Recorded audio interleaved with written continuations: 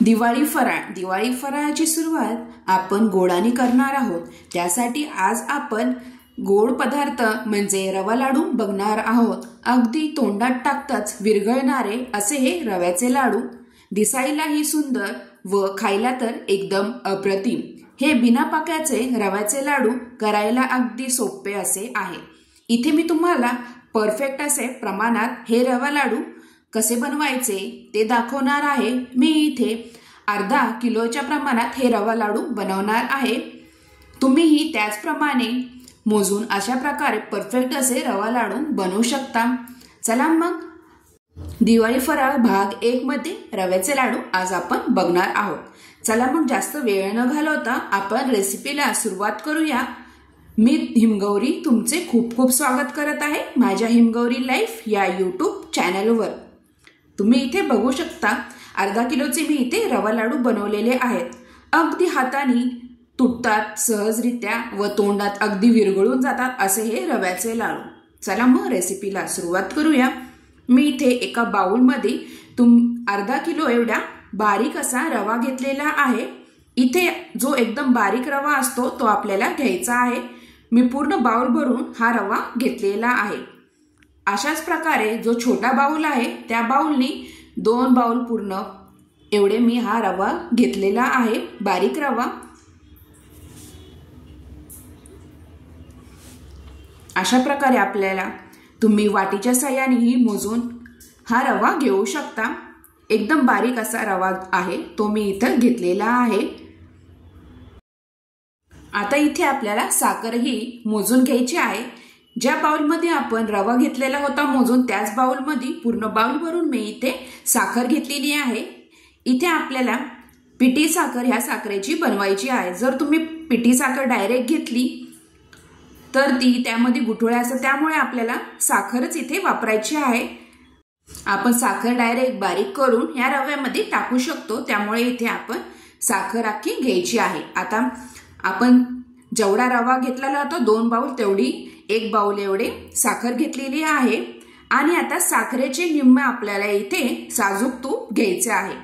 म्हणजे इथे आपण 2 बाउल रवा घेतलेला आहे, त्याचा 1 बाउल एवढी साखर आणि साखरेचे निम्मे इथे आपल्याला साजूक तूप घ्यायचे आहे।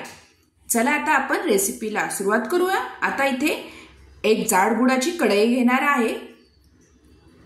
इथे मी जाड बुडाची कढई घेतलेली आहे। आता इथे आपल्याला तूप हे लगेच एकदम टाकायचे नाही, थोडे थोडे करून इथं तूप आपल्याला टाकायचं आहे।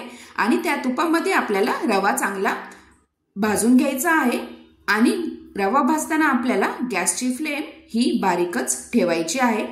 आता मी इथे आपण जो रवा घेतला होता बारीक तो यामध्ये टाकलेला आहे व मंद आचेवरच हा रवा आपल्याला चांगला खमंग असा भाजून घ्यायचा आहे। छानपैकी इथे आपल्याला हा रवा भाजून घ्यायचा आहे। आता 5 ते 10 मिनिटं मी हा रवा असाच भाजून घेणार आहे। जसजसा रवा भाजला जाईल तसतसा घरात वासही खमंग वास यायला सुरुवात होती। आता इथे आपल्याला रवा भाजत असताना चांगले इथे मिक्स करत राहायचे आहे, सारखे हलवत राहायचे आहे, नाही तर रवा खाली लागू शकतो। अधूनमधून इथे आपल्याला हा रवा चांगला मिक्स करून हलवत राहायचे आहे। आता 10 ते 15 मिनिटं इथे आपला रवा भाजत आहे, तोपर्यंत इथे आपण जी साखर घेतलेली आहे ती साखर वाटून घेऊया मिक्सरच्या भांड्यात। अशा प्रकारे मी साखर वाटून घेतलेली आहे। आता इथे 10 ते 15 मिनिटं इथे रवा आपला भाजलेला गेला आहे। आता यामध्ये अजून थोडंसं मी तूप टाकून आता पुन्हा हा रवा भाजून घेणार आहे। अशा प्रकारे आपल्याला अधूनमधून थोडे थोडे तूप ऍड करून असाच हा रवा चांगला खमंग भाजत राहायचा आहे। हा रवा भाजायला 20 ते 25 मिनिटं लागतातच, त्यामुळे एकदम घाई करायची नाही। आपण रवा भाजत असताना निवांत रवा भाजून द्यायचा आहे खमंग असा। तर अशा प्रकारे मी हा अधूनमधून हा रवा असा हलवत राहणार आहे। आणि गॅसची फ्लेम आपल्याला अजिबात मोठी करायची नाही, बारीक फ्लेमवरच हा रवा चांगला खमंग असा भाजत राहायचा आहे। आता रव्यामधला कच्चापणा निघून जाईल त्यासाठी आपल्याला इथे रवा चांगला असा भाजून घ्यायचा आहे। अजून 10 मिनिटं मी रवा असा भाजून घेतलेला आहे। तुम्ही बघू शकता कलरही आता रव्याचा चेंज झालेला आहे इथं आणि खमंग असा ह्या रव्याचा तुपाचा वासही सुटलेला आहे। मस्तपैकी आपला इथे रवा भाजत आलेला आहे। 20 ते 25 मिनिटं हा रवा भाजायला लागतो, म्हणजे आपला अर्धा 45 तासात आपले हे अर्धा किलोच्या प्रमाणात लाडू करून रेडी होतात मस्तपैकी। आता छानपैकी असा रवा भाजत आलेला आहे। आता आपण जी पिठी साखर वाटलेली होती ती आपल्याला यामध्ये टाकायची आहे। तर पिठी साखर पूर्ण मी टाकून दिलेली आहे व चांगली या रव्यामध्ये मिक्स करून घ्यायची आहे आपल्याला, जेणेकरून या रव्यामध्ये पूर्ण मिक्स होईल ही पिठी साखर। आता गॅस मी बंद केलेला नाही। ही पिठी साखर चांगली मिक्स झाली की नंतर आपल्याला गॅस बंद करून ठेवायचा आहे। तर पिठी साखर झाल्यानंतर अजून मी 4-5 मिनिटं हे असाच मिक्स करत ठेवलेला आहे रवा। गॅसची फ्लेम आपली चालूच आहे। 5 मिनिटं ही पिठी साखर झाल्यानंतर मिक्स करून झाल्यानंतर आपल्याला गॅस बंद करून ठेवायचा आहे, जेणेकरून आपली पिठी साखर पूर्ण सगळीकडनं चांगली मिक्स होईल। तर पिठी साखर चांगली मिक्स झालेली आहे। आता मी अजून 1-2 चमचे तूप राहिलेले आहे ते थोडेसे आता यामध्ये टाकणार आहे व मिक्स करून गॅस बंद करून ठेवणार आहे। अशा प्रकारे लाडूचे आपले इथे सारण रेडी झालेले आहे। बिना पाकाचे हे लाडू भरपूर दिवस राहतात, महिनाभर म्हणले तरी हे लाडू आपले चांगले राहतात। तर अशा प्रकारे आपले इथे लाडूचे सारण रेडी झालेले आहे। गॅस बंद करून आपल्याला ठेवायचे आहे आता। तर गॅस बंद केलेला आहे। आता मी हे पूर्ण असं मिक्स करून झाकण लावून 10 मिनिटं असाच हे सारण ठेवणार आहे। 10 ते 15 मिनिटं आपल्याला हे झाकण लावून असंच ठेवायचं आहे। तर 10 ते 15 मिनिटानंतर आता मी हे पुन्हा मिक्स करून घेणार आहे व जे आता शेवटी बाउलमध्ये थोडेसे तूप राहिलेले होते ते तूप आपल्याला शेवटी लास्टला थोडेसे मी टाकणार आहे। त्यामुळे आपल्याला इथे तूप रवा भाजताना पूर्ण तूप टाकून भाजायचे नाही, थोडे थोडे करून तूप इथं आपल्याला ॲड करत राहायचे आहे। आता हा रव्याचा लाडू खाताना एकदम तोंडात विरघळावा त्यासाठी आता तुम्ही बघू शकता हे रव्याचे लाडू बांधता येतात की नाही। बांधता येतील, पण अजून चांगले मऊसूद असे होण्यासाठी आता हे राहिलेले तूप मी यामध्ये टाकून चांगले मिक्स करून घेणार आहे। अजून आपले सारण गरम आहे, पूर्ण आपले थंड झालेले नाहीये। तर पूर्ण मिक्स तूप टाकल्यानंतर मिक्स करून घेणार आहे व आता हे लाडू आपल्याला खाताना एकदम तोंडात विरघळावे यासाठी हे आपल्याला रव्याचे मिश्रण मिक्सरमधनं पुन्हा बारीक करून घ्यायचे आहे, म्हणजे हे खाताना रवा लाडू एकदम तोंडात विरघळतात व मऊसूद आपल्या इथे रवा लाडू होतात। आता हे मिक्स करून झाल्यानंतर पुन्हा झाकण लावून मी असेच 5 मिनिटं 10 मिनिटं ठेवणार आहे व नंतर 5-10 मिनिटानंतर मस्त इथे मुरले गेलेली आहे पिठी साखर यामध्ये। आता एक गोळा घेऊन इथे रवा लाडू आपला गोलसर असा होतोय।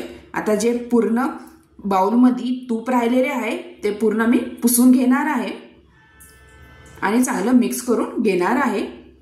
अशा प्रकारे इथे सगळं तूप आपण वापरलेले आहे। आता हे रव्याचे मिश्रण थोडे थोडे करून मी मिक्सरमधनं बारीक वाटून घेणार आहे। आता मी तुम्हाला दाखवते, एक घाना मी असं वाटून घेतलेला आहे। तर मस्तपैकी वाटून बारीक असं वाटून झालेलं आहे। तर तुम्ही बांधून बघू शकता रवा लाडू एकदम परफेक्ट असा मऊसूद, लगेचच तुरंत आपला रवा लाडू बांधला जातो सहजरित्या। तर अशा प्रकारे थोडे थोडे मिश्रण मी मिक्सरच्या भांड्यात टाकून बारीक करून घेणार आहे। अशा प्रकारे इथे मी सगळ्या पूर्ण सारण मिक्सरच्या भांड्यात टाकून बारीक करून घेतलेले आहे। पूर्ण इथे रवा आपला बारीक करून झालेला आहे। मस्त इथे आपले रवा लाडू सहजरित्या आता बांधले जातात। तुम्हाला मी एक लाडू बांधून दाखवते आणि तुम्हाला जशी छोटी मोठी लाडूची साईज हवी आहे तसे तुम्ही इथे लाडू बांधू शकता। तर मुठीत जेवढा रवा आहे तुम्ही बघा सहजरित्या इथे आपला लाडू छानपैकी मऊसूद इथे बांधला जातोय। परफेक्ट इथे आपले लाडू रवा लाडू मस्तपैकी होतात। अगदी तोंडात टाकताच विरघळून जातो हा रवा लाडू व शिवाय आपण बिना पाकाचा हा रवा लाडू बनवलेला आहे। अशा प्रकारे मी काही ड्रायफ्रूट घेतलेले आहे गार्निशिंगसाठी। थोडेसे आपले हे लाडू त्या ड्रायफ्रूटवर डीप करून पुन्हा आपल्याला लाडू बांधून घ्यायचे आहे। दिसायलाही छान दिसतात वरतून असे थोडेसे ड्रायफ्रूट लावले तर। तुम्ही एखादा मनुकाही वरतून लावू शकता। अशा प्रकारे आपले इथे रवा लाडू बिना पाकाचे रवा लाडू होतात। अशा प्रकारे मी सगळे इथे लाडू एक एक करून बांधून घेणार आहे। मस्त इथे आपले रव्याचे लाडू रेडी होतात। अशा प्रकारे ह्या दिवाळीला तुम्ही अशा प्रकारे लाडू रव्याचे लाडू नक्की करून बघा। खायला अप्रतिम लागतात। दिवाळी फराळाची सुरुवात मस्त असे गोडाच्या पदार्थांनी आपली इथे झालेली आहे। अशा प्रकारे तुम्हाला ही रेसिपी माझी कशी वाटली नक्की कमेंटद्वारा कळवा। आणि हो, जर तुम्ही माझ्या चॅनलवर नवीन असाल तर प्लीज चॅनलला सबस्क्राईब करायला विसरू नका आणि बेल आयकॉनवरही क्लिक करा, जेणेकरून तुम्हाला माझ्या चॅनलवर अशाच नवीन नवीन रेसिपीचे नोटिफिकेशन येत राहील। व दिवाळी फराळाच्या ह्या पहिल्या भागामध्ये तुमचे खूप स्वागत आहे। इथे आपले सगळे मी इथे लाडू बांधून घेतलेले आहेत। भरपूर असे आपले इथे अर्धा किलोच्या प्रमाणात लाडू होतात। मी इथे रवा लाडूची साईज ही थोडीशी मोठी ठेवलेली आहे। तुम्हाला छोटे छोटे असे रव्याचे लाडू बांधायचे असेल तसेही तुम्ही बांधू शकता। सुरेख इथे दिसतात आपले रवा लाडू। अशा प्रकारे इथे सगळे माझे इथे रव्याचे लाडू बांधून झालेले आहेत। मस्त इथे रवा लाडूला कलरही छान आलेला आहे व आपण वरतून ड्रायफ्रूटही लावलेले आहेत। ह्या दिवाळीला तुम्हीही नक्की अशा प्रकारे रव्याचे लाडू करून बघा व तुमचे लाडू कसे झाले नक्की कमेंटद्वारा मला कळवायला विसरू नका। पुन्हा भेटूया अशाच नवीन रेसिपी सोबत। तोपर्यंत तुम्हा सगळ्यांना दिवाळीच्या खूप खूप शुभेच्छा। थँक्यू।